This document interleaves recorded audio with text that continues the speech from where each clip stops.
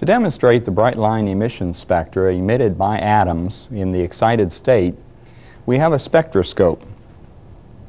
The eyepiece has a very thin piece of plastic film.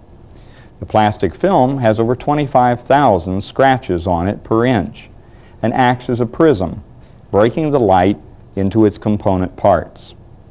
When we look through the eyepiece, focusing the light in the slit, we're able to see, with white light, a continuous spectrum. Let's do that now. As we look through the eyepiece, we can see the continuous spectrum emitted by the white light.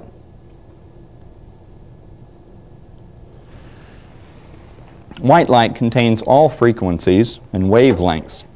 Here we have a high voltage supply in which several thousand volts will be passed through this neon tube. These gas tubes are evacuated and filled with a gas. Here we see neon in the ground state. When we turn on the high voltage, we see it in the excited state. Here's the characteristic orangish glow of the neon tube. Once again, we can look through the spectroscope and see the bright line emission spectra of neon. As we look through the bright line spectra, we can see some rather surprising colors. Who would have thought that in that red-orange there are bright green lines? However, neon contains 10 electrons, and in the early study of the atom, they wanted a simpler atom, and so they got the simplest atom to study, that of hydrogen.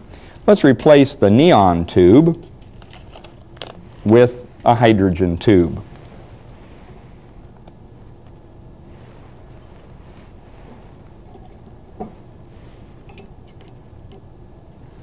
When we turn on the hydrogen tube, we again go from the ground state to the excited state.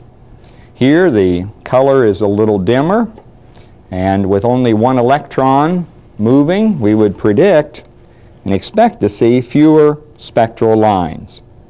And as we look through the spectroscope, we see that that's true.